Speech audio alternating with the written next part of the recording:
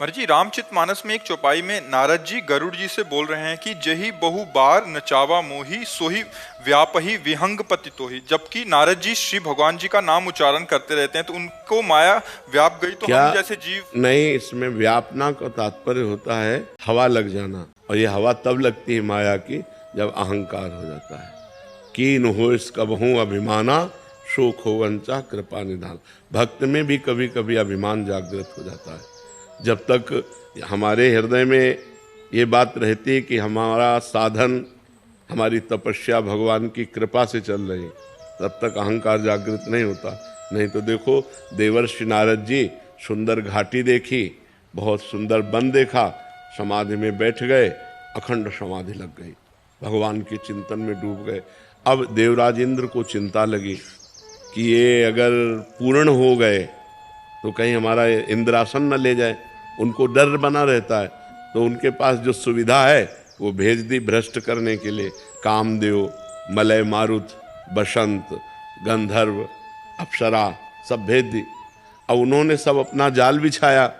देवर्षि नारद जी की आँख खुली, उन्होंने काम आदि को बहुत प्यार से शांत भाव से, आओ आओ डरो मत, बैठो, हमारा आतिथ्य स्वीकार करो। और आप ना तो काम हृदय में आया और ना क्रोध ही आया। अब देवर्षि नारद जी जब इस घटना पर चिंतन किए, क्योंकि जब भगवान शंकर पर काम ने अटैक किया तो भगवान शंकर काम से पीड़ित नहीं हुए, लेकिन क्रोध आ गया और उन्होंने भस्म कर दिया। अब वो भगवान शंकर पर गए, वो शंकर जी के पास गए और कहा कि हमने काम पर विजय प्राप्त कर ली और हमें क्रोध भी नहीं आया।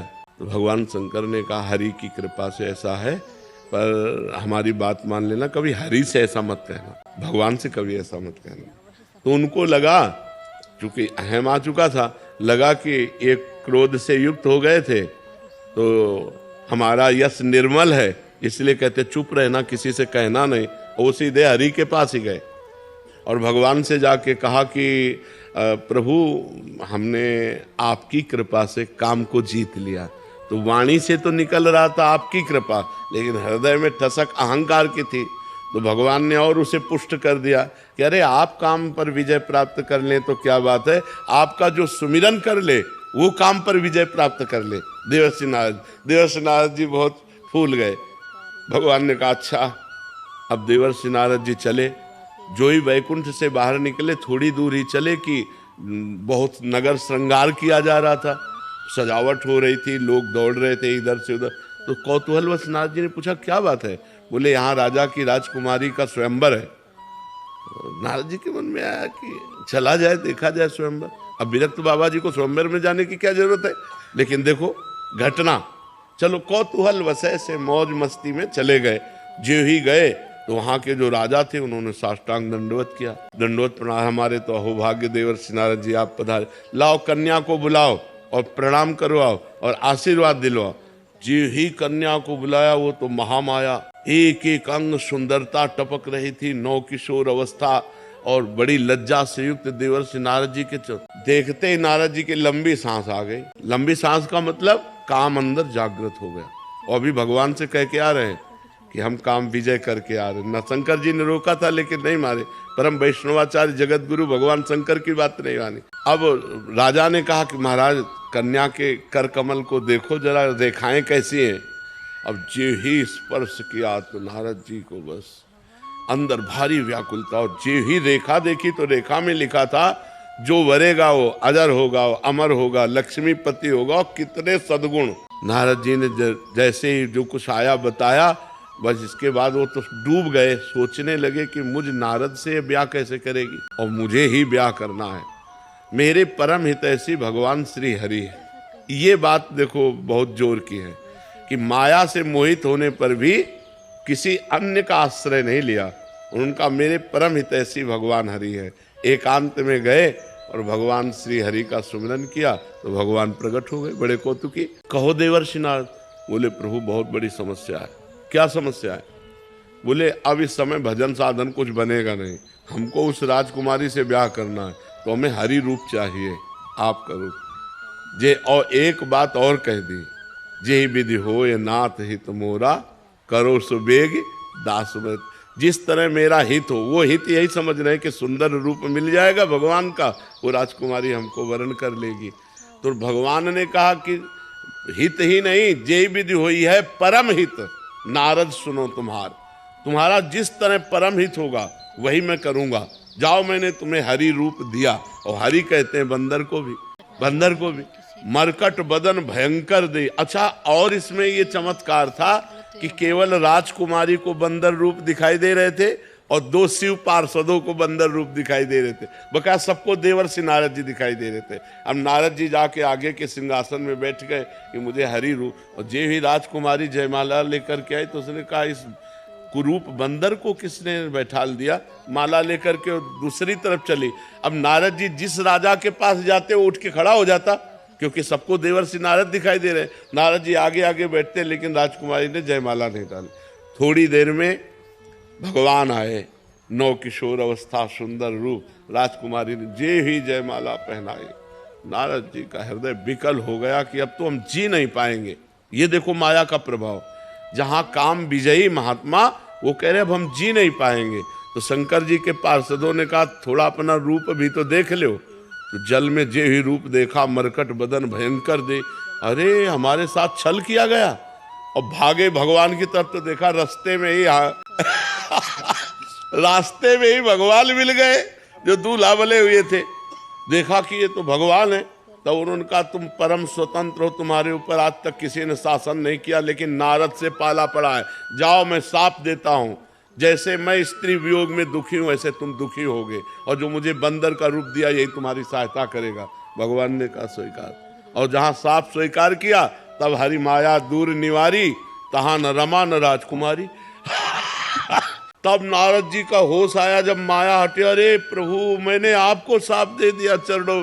भगवान ने कहा जाओ, जपो जाए शंकर सतनामा, हो यही हृदय तुरंत विश्रामा। भगवान शंकर के नामों का स्मरण करो, वही क्योंकि अपराध बन गया ना। भगवान शंकर ने रोका तो माने नहीं।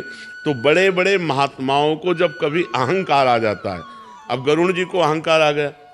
जब देखा कि मेघनाथ को भगवान ने युद्ध में परास्त कर रहे, तो मेघनाथ ने नागपाश का प्रयोग कर दिया।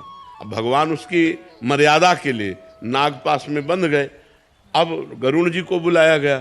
तब गरुड़ जी ने सोचा ये हमारे भगवान है, ये तो हमारे ऊपर सवारी करते हैं और हम इनको आज मुक्त करेंगे नागपाश से, नहीं तो साधारण मनुष्य की तरह बंधे पड़े हैं। क्या ये वही भगवान है जो मेरे ऊपर विराजमान होते हैं? अब बड़ा संशय हो गया, बड़ा संशय। नागपाश से मुक्त तो किया, लेकिन ये विश्वास में संशय खड़ा हो गया कि भगवान है कि नहीं है। तो फिर भगवान शंकर के पास गए। तो भगवान शंकर ने कहा काकभूषुंड जी के पास जाओ। तो उमा ने कहा कि आपने क्यों नहीं समझा दिया? तो बोले कीन हो इसका वहू अभिमाना, सो खोवन चा कृपा निराना, खग जाने खगही की भाषा, ताते उमा गुप्त करे राखा। मैंने इसीलिए बताया कि अब ये पक्षियों में सर्वश्रेष्ठ गरुड़ जी हैं। जब पक्षियों में सबसे नीच काक कौवे के पास जाके नीचे बैठेंगे तब इनको समझ में इनका अहंकार दूर हो जाए। काकभूषुंड जी तो महान भजन के मूर्तिमान स्वरूप, तब वहाँ जाकर के अभिमान का मोचन हुआ। तो कई बार बड़े बड़े भक्तों को अभिमान आ जाता है। जब अभिमान आता है तो माया थप्पड़िया देती है। बकाया उनका नाश नहीं हो सकता, उनका पतन नहीं हो सकता। इसीलिए हर समय भगवान के चरणों का आश्रय लेना चाहिए कि कभी तपस्या और साधना का अहंकार भी ना आ जाए। हम बड़े ज्ञानी, हम बड़े भगत, तो फिर माया परीक्षा ले लेगी। और परीक्षा ले ले वो भगवान ही बचावे, नहीं माया परीक्षा ले ले तो फेल ही होना पड़ेगा। उसका ऐसा स्वरूप है, उसकी ऐसी जाल है कि उसमें फंस करके बड़े बड़े भ्रष्ट हो जाते हैं। करणवीर सिंह जी देहरादून से, राधे राधे। राधे राधे। स्वामी जी, कैसे जाने कि कौन सच्चा है कौन झूठा है, किस पर विश्वास करें किस पर ना करें? नहीं, सब में भगवान है, हम तो यही बच्चा कहेंगे कि सब में भगवान है। पहले ये भावना धारण करो, फिर आदमी जब व्यवहार में झूठा निकले तो उसे छोड़ दो। पर व्यवहार में झूठा निकले, परमार्थ में सब सत्य परमात्मा ही है, दूसरा नहीं है। ये क्रूरा अपिपापिनो न च सताम संभाष्य दृश्याश्चे सर्वान वस्तुतया निरीक्ष परम स्वाराध्य बुद्धिर्मम। जो क्रूर हैं, पापी हैं, दुष्ट हैं, नीच हैं, उनमें में भी हमारे राधा वल्लभ लाल विराजमान है। पक्की बात है। बिजली तो वही है, चाहे हीटर में हो और चाहे फ्रिज में हो, चाहे कूलर में हो, चाहे पंखे में हो, चाहे हाइलोजन में हो, चाहे मशीन में हो, चाहे ट्रेन में हो, क्रियाएं अलग अलग हैं। करण के कारण क्रियाएं अलग अलग, वही बिजली ठंडा, वही बिजली गर्म, वही बिजली जीवन, वही बिजली मार दे, लेकिन बिजली तो एक ही है ना। ऐसे सब में परमात्मा रूपी बिजली तो एक ही है। हाँ, खोपड़ी के अनुसार क्रियाएं अलग अलग हो रही हैं, जैसे यंत्र के अनुसार क्रियाएं अलग हो रही हैं। हीटर में गर्मी पैदा कर रही बिजली और फ्रिज में ठंडा, तो बिजली तो वही है, बिजली न गर्म है न ठंडी है। वो तो करण के कारण, अब वो हाइलोजन पे गई तो प्रकाश देने लगी। ऐसे ही खोपड़ी राक्षसी है तो परमात्मा शक्ति उसमें राक्षसी भाव प्रकट कर दी। अब वो राक्षसी, तो हमको क्या देखना? सत्य वस्तु। सत्य वस्तु क्या है? परमात्मा। अब हम व्यवहार देखते हैं। अगर व्यक्ति का व्यवहार हमारे अनुकूल है तो मुझसे दोस्ती कर लेते हैं, अगर व्यवहार अनुकूल नहीं तो उदासीन हो जाते हैं। उदासीन का मतलब होता है न दोस्ती न शत्रुता, न मित्रता न शत्रुता, उसे से उदासीन हो जाते हैं। ऐसे अगर हम देखेंगे तो सब में दोष है, क्योंकि दोष और गुण से बना हुआ। जैसे सोना बिना मिलावट के आभूषण बन ही नहीं सकता, शुद्ध सोने का आभूषण नहीं बनता, उसमें राई पाई मिलावट होती है। बिना मिलावट के वो कंगन और बाला झाला नहीं बन सकता, उसमें मिलावट होगी। नहीं कहते बोले 22 है सोना, हाँ 22 नहीं, इसमें 20 है, इसमें 18 है, मतलब 18 और 24 इतना बीच में मिलावट हो गई। बोले 20 है तो 20 और 24 इतना मिलावट हो गई। 22 है, बोले बस 2% मिलावट है। बिना मिलावट के बन ही नहीं सकता। ऐसे मिलावट से सब बना हुआ है, कुछ पाप और कुछ पुण्य, उसी से शरीर की रचना है। तो जब शरीर की रचना है तो हमसे कुछ पाप होंगे, कुछ पुण्य होंगे। तो हम ये देख ले, जड़ चेतन गुण दोष में विश्व कीन करतार, संत हंस गुण गाहे पे परिहरिवार विकार। जैसे दूध पानी मिला के रख दो तो हंस केवल दूध पी लेगा, पानी छोड़ देगा। ऐसे ही किसी के दोष मत पकड़ो, गुण गुण लेते चले जाओ। तो कोई भी ऐसा नहीं संसार में जिसमें गुण ना हो। गुण और दोष दोनों मिश्रित है। भाई किसी में 90% गुण है तो 10% दोष है, किसी में 90% दोष है और 10% गुण है। ऐसी रचना है। तो हमें क्या, 100% तो केवल भगवान या भगवान को प्राप्त महापुरुष, प्योर 100% निर्दोष जो भगवान को प्राप्त हो गए हैं, या भगवान, नहीं तो मिलावट है भैया।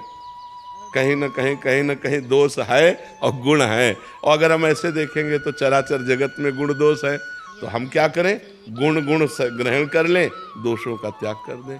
सब में भगवान है, ऐसी भावना। रेवा जी राजस्थान से। महाराज जी, असफलता से सदा भय रहता है, तो इसे कैसे निपटें? भगवान का नाम जप करो। जितना नाम जप आपके अंदर एकत्रित होगा उतने पाप नष्ट होंगे, जितना पाप नष्ट होगा उतनी सफलता होती चली जाएगी। पाप ही हमारी असफलता का कारण बनता है। हम जितना मेहनत करते हैं, जिस डिपार्टमेंट में करते हैं, उसके अनुसार यदि हमें सफलता नहीं मिल रही तो हमारा पूर्व पाप हमें दुख देने के लिए तत्पर है। हमको इतना भजन करना चाहिए कि पूर्व का पाप नष्ट हो जाए, वर्तमान हमारा आनंदमय हो जाए। भजन, बिना भजन के कुछ नहीं होगा। खूब नाम जप करो भगवान का तो सफलता हाथ लग जाएगी। डॉक्टर सौरभ भारद्वाज गुरुग्राम से। राधे राधे महाराज जी।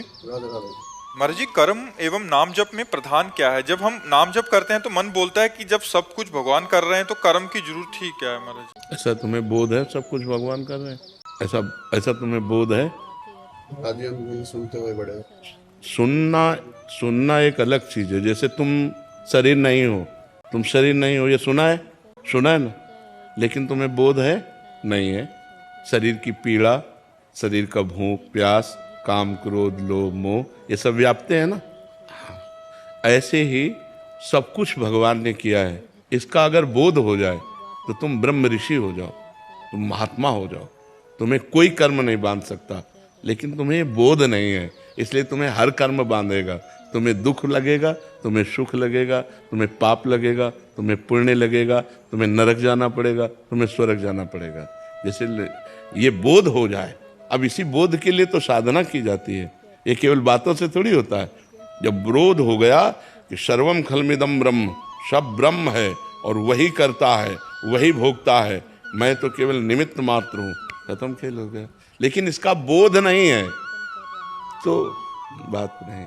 जैसे आप डॉक्टरी कर रहे हो लेकिन आपके पास सर्टिफिकेट है नहीं है, बहुत बढ़िया आप डॉक्टरी कर रहे हो लेकिन आपकी डॉक्टरी बंद हो जाएगी और आप अपराधी माने जाएंगे क्योंकि आपके पास लाइसेंस नहीं है, आपके पास योग्यता नहीं है। ऐसे ये बहुत बड़ा सूत्र है कि सब कुछ भगवान है और सब कुछ भगवान करता है, ये अंतिम सूत्र है। और जब ये अनुभव हो जाता है तो वो जीवन मुक्त हो जाता है, सारे कर्म विध्वंस उसके हो जाते हैं। पर ये अनुभव करने के लिए साधना है, बिना साधना के ऐसे सुन के तो बहुत बातें हैं, सुन के बातों से हलवा की हमने प्रक्रिया सुन ली तो हमारे क्या शरीर में पुष्टता आ जाएगी क्या? उसके लिए हमें हलवा बनाना पड़ेगा और हलवा खाना पड़ेगा और खा के पचाना पड़ेगा, तब हमारा शरीर स्वस्थ होगा। ऐसे ये ब्रह्म सूत्र है, सब कुछ करता धरता हरता एकमात्र भगवान है, भगवान के सिवा कुछ नहीं। अब इसका अनुभव तो करे, तो अनुभव करने के लिए साधना है, अब साधना है नहीं तो इसलिए फिर अपने योग्यता के अनुसार चलो।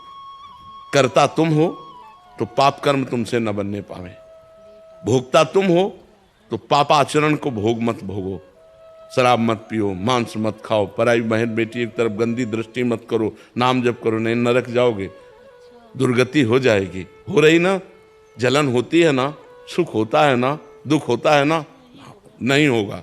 जिस दिन ये अनुभव हो जाएगा सब कुछ भगवान कर रहे हैं, नहीं होगा, एक अद्भुत आनंद बना रहेगा। जिस दिन ज्ञान हो जाएगा, जिस दिन बोध हो जाएगा, जिस दिन हमें समझ जाएंगे कि भगवान की सत्ता से सब सत्ता है, मिटिया मेट कर दोगे दुख को, विपत्ति को, हर समस्या को मिटा दोगे। लेकिन अभी हर समस्या तुम्हें मिटा देगी नहीं मिटा देगी। तो हमको वास्तविक स्थिति प्राप्त करनी है, उसके लिए नाम जप करो। कोई भी कर्म स्थिति नहीं प्रदान करता। कर्म दो ही प्रकार के होते हैं, या पाप कर्म या पुण्य कर्म। नाम जप भगवान का एक कर्म नहीं, ये पाप और पुण्य दोनों से अलग है, ये भजन है। भजन के द्वारा स्थिति प्राप्त होती। खूब नाम जप करो, भगवान का चिंतन करो तो धीरे धीरे ज्ञान प्राप्त होगा, और जब ज्ञान प्राप्त होगा तो आनंद रहेगा। ये किडनी का दुख, ये नाना प्रकार के क्लेश, ये परेशानियां हमको व्यापती नहीं है, क्योंकि श्री जी के चरणों में जब अपनापन, प्रभु का नाम, प्रभु का आश्रय, तो ये बातों से केवल नहीं है, प्रमाण दर्द में भी हमें आनंद रहता है, हम आनंदित रहते हैं, क्यों? प्रभु से चित्त जोड़ने में। तो जब ये बात समझ में आ जाए कि सब कुछ प्रभु कर रहे हैं, फिर आनंद आ जाएगा, फिर दुख क्या हो जाएगा। हमारे पिताजी की भी किडनी फेल थी और वो भी डायलिसिस कराते थे, 8 साल हमने उनकी सेवा करी। थे चले गए क्या? हाँ। तो मन में एक ग्लानि हमेशा रहती है कि जब वो बीमार थे तो लोग बोलते थे कि ये भुगत रहे हैं। तो अपने पूर्व जन्म के कर्मों का भोग तो भोगना ही पड़ता है भाई, इसमें क्या, चाहे कोई बाबा जी हो चाहे कोई भी हो, भोगना तो पड़ता है। रामकृष्ण परमहंस जी के गले में कैंसर था, कितना भी बड़ा कोई संत हो, जो हमसे कर्म बन गए हो तो भोगने पड़ेंगे। आपसे सानिध्य के बाद हमारे मन से वो ग्लानि चली गई। हाँ, हम अति प्रसन्न है। हाँ, कि हमने सेवा करी। हाँ बिल्कुल, और हम खुश हैं, जो हुआ अच्छा हो। हाँ बिल्कुल, यही बात आती रहेगी तो बहुत आनंदित रहोगे। जो हुआ अच्छा हुआ, जो होगा वो अच्छा होगा। अब मुझे चिंता नहीं करनी, ठीक है।